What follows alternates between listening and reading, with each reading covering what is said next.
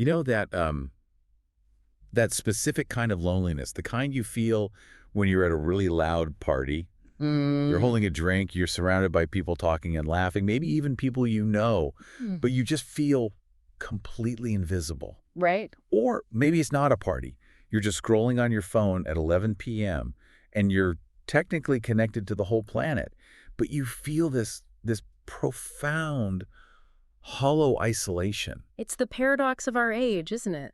We have more ways to connect than ever in history, but all the data shows we're lonelier, more anxious.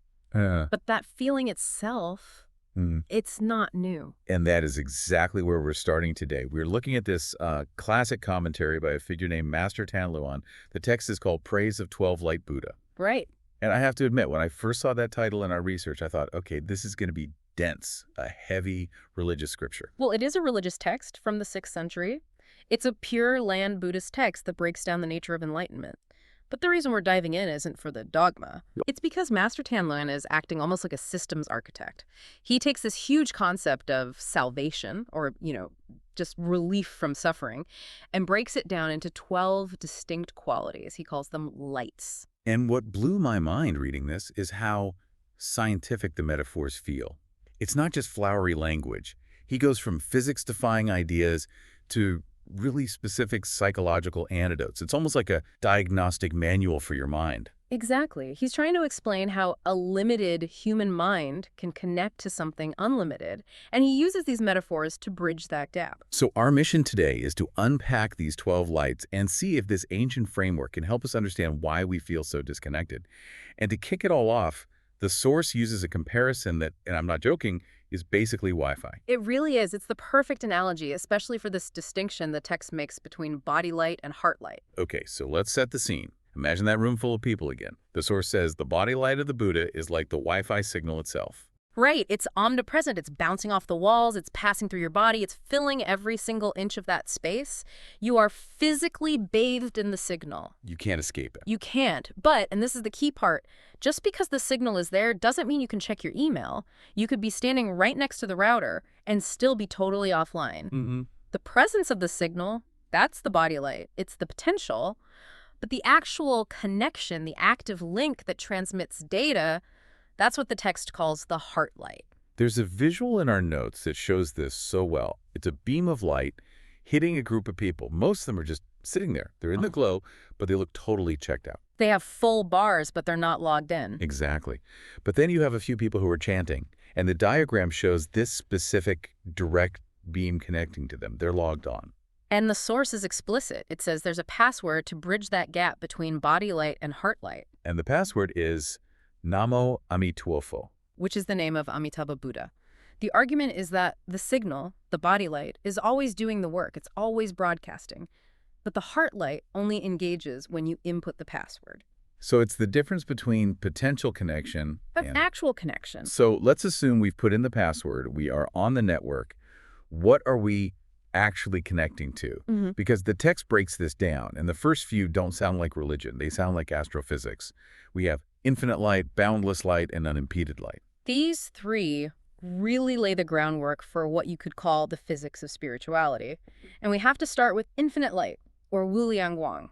This gets at the problem of measurement. Measurement? You mean like literal measurement, or is it more of a metaphor? It's both. I mean, think about how we define our reality. We live in a world of count. Right. How much money is in the bank? How many years do I have left? How much space does my house take up? We define ourselves by limits. And the source material actually brings in Albert Einstein to explain why this is a trap. I was so surprised to see Einstein in a commentary on ancient Buddhism. It's a fascinating crossover. Einstein called our feeling of being separate from the universe an optical delusion of consciousness. He called it a prison. A prison? Wow. So that feeling of I am me and you are you, he's saying that's a delusion. A prison, yes. And Master Tanluan uses this analogy of the ocean versus the bubble. We get obsessed with the bubble. We measure its size, its lifespan, how shiny it is compared to other bubbles. We get anxious when it wobbles. But we completely ignore the ocean. Which is the very water that makes up the bubble in the first place. So the bubble thinks it's separate because it has a surface. But if it pops, it's just water again. Exactly. Infinite light is the quality that breaks that count. It shifts your focus from the bubble back to the ocean. It's about moving from a world where things run out to a reality with no limits. Which leads right into the second one, boundless light. Now, I always thought infinite and boundless were kind of the same thing. They're close, but the text makes a key distinction. If infinite light breaks the limit of time and number, boundless light breaks the limit of space, and, more importantly, binary thinking. The text calls this border views. Border views, like drawing a line in the sand. It's the mental map we use. Is this good or bad, right or wrong? Mine or yours? Republican or Democrat? We create borders constantly. The source uses the image of a light wheel here. A wheel, okay. It's rolling, it's moving. It's dynamic, yes, but it's also round. No beginning, no end. And crucially, no corners. No sharp edges. Right. And our suffering so often comes from the sharp edges of our judgments. I must have this, I must avoid that. That's a sharp edge. Boundless light is about a middle path that escapes that dualistic trap. Okay, so I get the concept. No limits, no borders. It sounds peaceful. But here's the question I think everyone listening is screaming right now.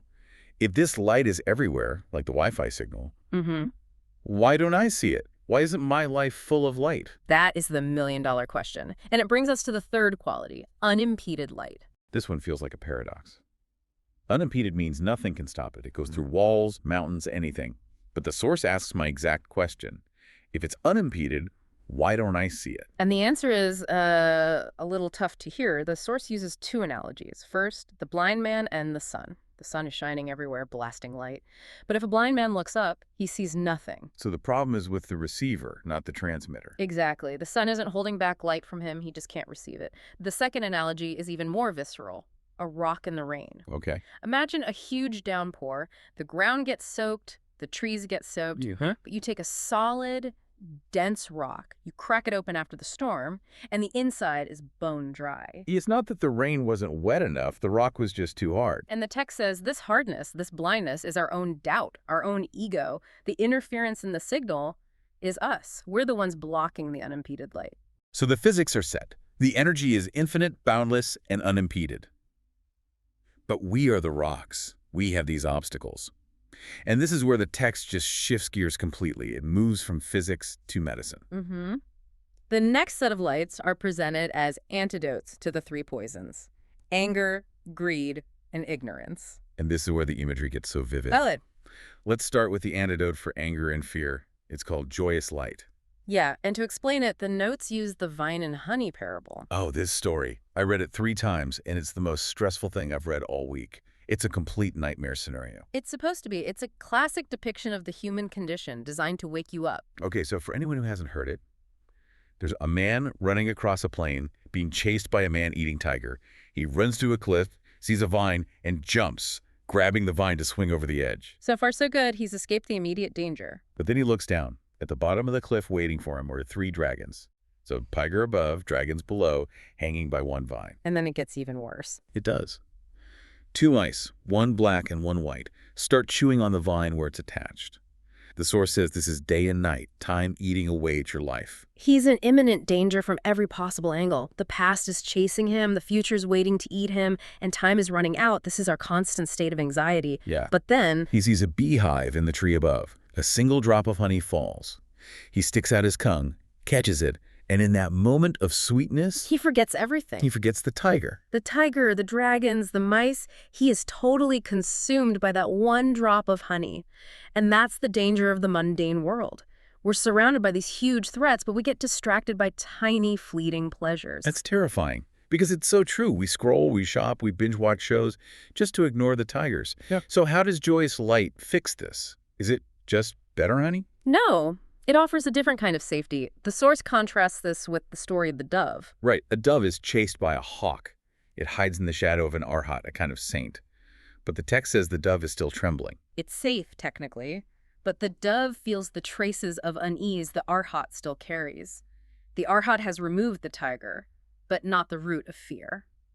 But when the dove moves into the shadow of the Buddha, It stops trembling completely, total relaxation. That is joyous light. It's not just the absence of a threat, it's the presence of great comfort. okay, so joyous light cures fear and anger. Next is the cure for greed. Pure light. And here we get the water-clearing pearl. The Mani jewel. This is a really important idea. The text says, imagine a tub of muddy water. How do you clean it? I mean, normally. you'd have to filter it.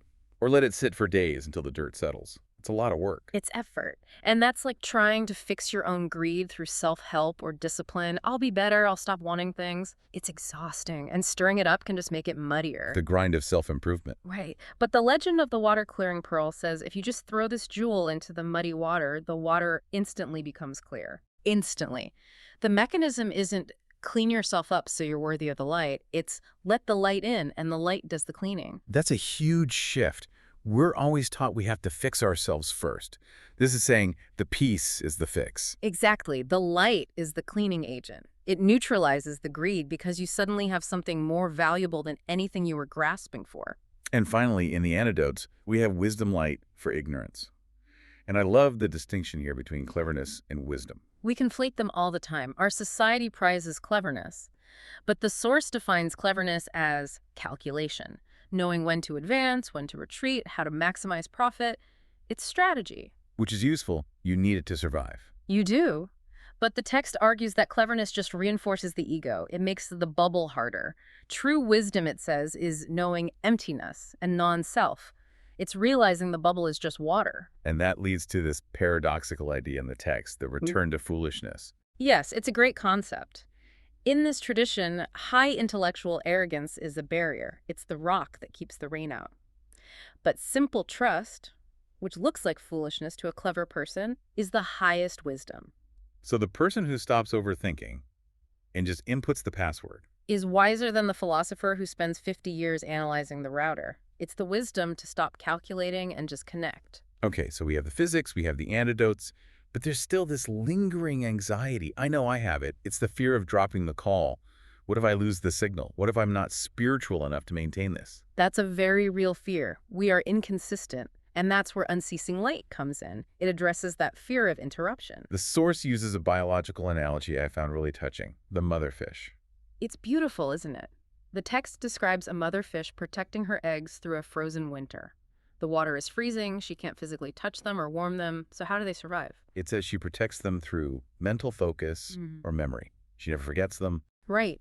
The eggs survive because the mother's focus is unceasing. Even if the eggs are dormant, the mother is active. The text applies this to the Buddha's light. It's not about your focus on the light, it's about the light's focus on you. That just flips the script completely. Most spiritual practice feels like me trying to hold on to a rope, and my hands get tired. This says you're not holding the rope. The rope is holding you. The signal doesn't drop just because you stop thinking about it. And to really drive this home, the text mentions the 25 bodhisattvas. Yes. It describes them almost like a spiritual security detail. That's a great way to put it. It says they protect the practitioner 24/7, whether you're awake or asleep. So even when you're sleeping, and definitely not focusing, you're being guarded. That's the unceasing light. And then we get to the edge of what we can even talk about, the ineffable light. This is where we hit the limits of language itself. We're using words to describe something beyond words. The source has this great diagram about the word travel. Right. It shows how you can spin reality with just words. Exactly. Take the concept travel. You can spin it as good. It expands the mind. It's educational. It builds health. Or you can spin it as bad. It's expensive. It's dangerous. It makes you tired. So which one is true? I mean, both. Neither. It depends. It depends. The word travel isn't the reality of traveling. It's just a label we manipulate. And the text argues all language is like that. We get trapped in the spin. So ineffable light is the reality that can't be spun. Yes. It is truth that can't be named. It's a reminder that this conversation right now, it's just a finger pointing at the moon. It's not the moon itself. Speaking of celestial bodies, to wrap this up, the text mentions one final, ultimate quality, surpassing sun and moonlight. This is the summary statement.